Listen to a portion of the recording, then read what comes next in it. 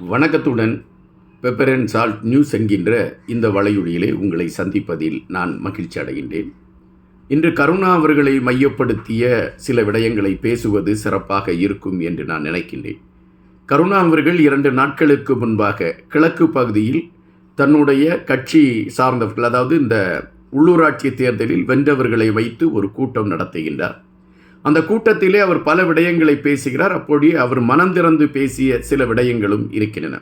இதிலே தன்னோடு யார் யார் கூட்டணிக்கு தன்னை அழைத்து கொண்டிருக்கிறார்கள் என்கின்ற விடயத்தை மையப்படுத்தியும், டக்ளஸ் தேவானந்தா அவர்களை போய் தமிழரசு கட்சியினர் சந்தித்தது ஒரு மாற்று அரசியலுக்கான உந்தல் என்கின்ற ஒரு கருத்தையும், தன்னை பலமுறை விசாரணைக்காக புலனாய்வுத்துறையினர் அழைத்திருந்தார்கள் என்றும், 4வது மாடிக்கு நான் சென்றிருந்தேன், என்னால் அவர்களை ஒன்றும் செய்யவில்லை, என் மடியிலே கனமில்லை, நான் ஏன் பயப்பட வேண்டும் என்ற கேள்விகளை அவர் எழுப்பியிருந்த விடயங்களும் மிகப்பெரிய பரபரப்பான சில கருத்துக்களை பதிவிடக்கூடிய ஒன்றாக மாறியிருந்தது.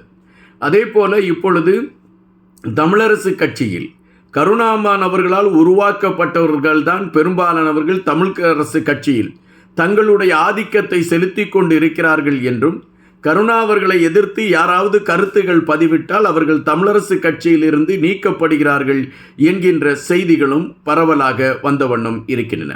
உண்மையிலே கருணாமானுடைய இந்த அரசியல் நகர்வுகள் எதனை மையப்படுத்தி இப்பொழுது பயணிப்பதாக இருக்கின்றது? இதன் பின்னணிக்குள் இருக்கக்கூடிய விடயம் என்ன? கருணாமான் அவர்களை மையப்படுத்திய ஒரு அரசியல் களம் இப்பொழுது தமிழ் கட்சிகளால் உருவாக்கப்படுவதற்கான முயற்சிகள் எடுக்கப்படுகிறதா என்கின்ற பல கேள்விகளோடு தான் இந்த காணொளிக்குள் நாம் பயணிக்க வேண்டியது இருக்கின்றது. கிழக்கு தமிழர் கூட்டமைப்பு என்கின்ற ஒரு அமைப்பை இந்த தேர்தலுக்கு முன்பு கருணா அவர்களும் பிள்ளையான் அவர்களும் இணைந்து உருவாக்குகிறார்கள். இந்த கூட்டணி பல இடங்களில் நின்று வெற்றி பெற்று பெரிய ஒரு மாற்றத்தை கொண்டு வருவோம் என்கின்ற அறிவிப்பு அவர்களிடம் வந்தன. ஆனால் துரதிர்ஷ்டம், கருணா அவர்கள் மீது பிரிட்டன் அரசாங்கம் தடையை விதிக்கிறது. அதுபோல பிள்ளையான் அவர்கள் கைது செய்யப்பட்டு சிறைச்சாலைக்கு கொண்டு செல்லப்படுகின்றார். தொடர்ச்சியாக அவர் மீது வழக்கு சார்ந்த விடயங்கள் வந்து கொண்டிருக்கின்றன. பிள்ளையான் அவர்கள் வெளியே வருவாரா என்கின்ற விடயம் இப்பொழுது கேள்வியாக மாறிவிட்டது.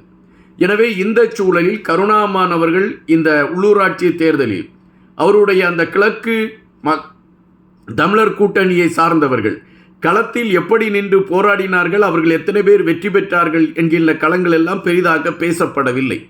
ஆனால் அதன் பின்பு கருணா அவர்கள் இப்பொழுது அந்த வெற்றி பெற்றவர்களை வைத்து ஒரு கூட்டம் நடத்துகின்றார். அந்த கூட்டத்தை நடத்துகின்ற பொழுது அவர்கள் எப்படி செயல்பட வேண்டும் என்ற ஒரு கருத்தை பதிவிடுகின்றார். அப்படி எப்படி நீங்கள் செயல்பட வேண்டும் என்றால், நான் நீதி நேர்மை என்கின்ற களத்திலே பயணித்தவன், இயக்கத்தில் இருந்த பொழுதும் நான் நீதியைத்தான் கடைபிடித்து கொண்டு பயணித்திருக்கின்றேன். அதன் பின்பும் நான் எல்லா இடங்களிலும் நான் நேர்மையானவனாக பயணித்திருக்கின்றேன்.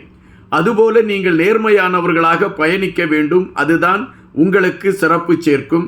யாராவது தவறு செய்வதாக இருந்தால் அவர்கள் மீது கடுமையான நடவடிக்கை எடுப்பேன் என்கின்ற கருத்துக்களை எல்லாம் பதிவிட்டார். இது ஒரு அரசியல் கட்சி தலைவராக அவர் குறிப்பிடுகின்ற விடயம் என்பதை நாம் ஏற்றுக்கொண்டுதான் தீர வேண்டும். அதன் பின்பு அவர் கூட்டணி விடயங்களை குறித்து பேசினார். என்னோடு ஆளுங்கட்சியை சார்ந்தவர்கள் பேசிக்கொண்டு இருக்கின்றார்கள், பிற தேசிய கட்சிகளை சார்ந்தவர்கள் பேசிக்கொண்டு இருக்கின்றார்கள்.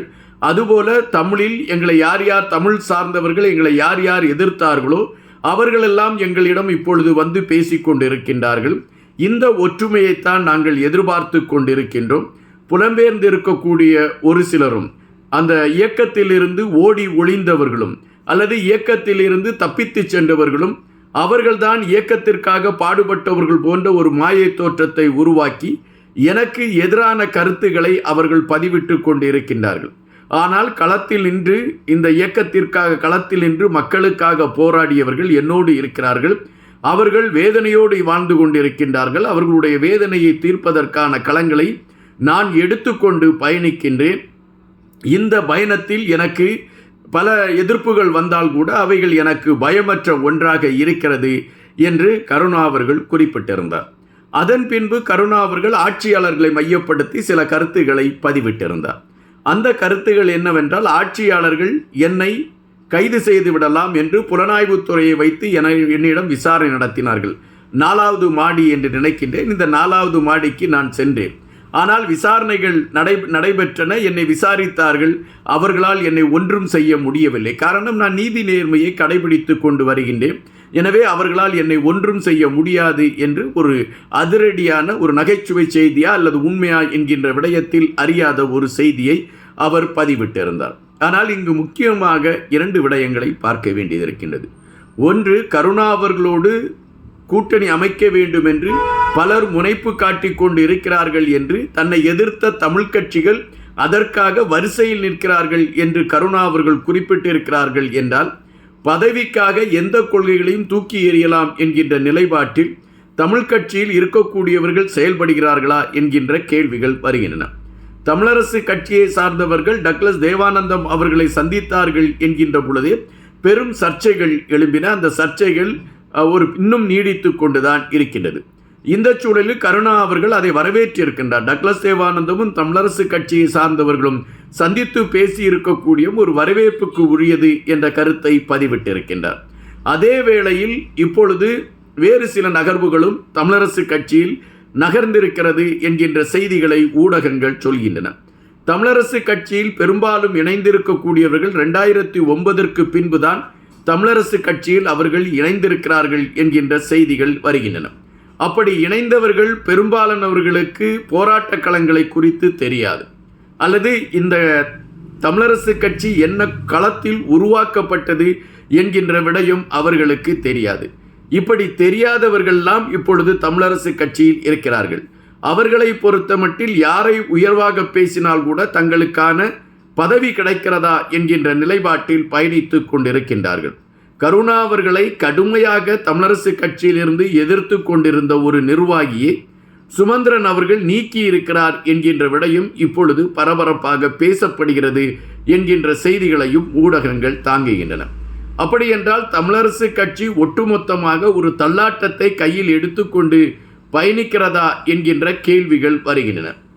அதுபோல தமிழரசு கட்சியின் தலைவராக சாணக்கியன் அவர்கள் வருவதற்கான ஒரு களம் உருவாகி கொண்டு இருக்கிறது என்கின்ற செய்திகளையும் இங்கு புறந்தள்ள முடியாத ஒன்றாக இருக்கின்றது. ஒட்டுமொத்தமாக உள்ளூராட்சி தேர்தலில் யாருடைய பதவிகளை தக்க வைத்து கொள்ள முடியும் என்கின்ற ஒரு போட்டியில் அல்லது என்கின்ற ஒரு பயணத்தில் இன்று அதிரடியான மாற்றங்கள் நிமிடத்திற்கு நிமிடம் அரங்கேறி கொண்டிருக்கின்றன. அந்த அரங்கேற்றத்தில் தான் இப்பொழுது டக்ளஸ் தேவானந்தம் கதாநாயகனாக்கப்பட்டிருக்கின்றார், கருணா கதாநாயகனாக்கப்பட்டிருக்கின்றார். இன்னும் பலர் கதாநாயகன் ஆக்கக்கூடிய ஒரு களங்களை பிற கட்சிகள் எடுத்துக்கொண்டு இருக்கிறது என்பதை நாம் இங்கு பதிவு செய்ய வேண்டியதாக இருக்கிறது. இங்குதான் நாம் வைத்தியர் அர்ஜுனாவை நினைவு கூற வேண்டியதாக இருக்கிறது. பல நேரங்களில் வைத்தியர் அர்ஜுனா அவர்கள் தமிழ் அரசியல் கட்சி தலைவர்களை மையப்படுத்தி கருத்துக்களை பதிவிடுகின்ற பொழுது, இந்த வைத்தியர் அர்ஜுனா ஏன் இதுபோன்ற கருத்துக்களை பதிவிடுகிறார் என்ற எண்ணம் மனதிற்குள் எழும்பும். ஆனால் இப்பொழுதுதான் தெரிகின்றது, வைத்தியர் அர்ஜுனா உண்மையைத்தான் பேசிக்கொண்டிருக்கின்றார். இன்னும் போக போக தமிழ் சொந்தங்கள் அந்த உண்மையின் வீரியத்தை அறிந்து கொள்வார்கள் என்பதுதான் நிஜம். நன்றியுடன் இன்பா.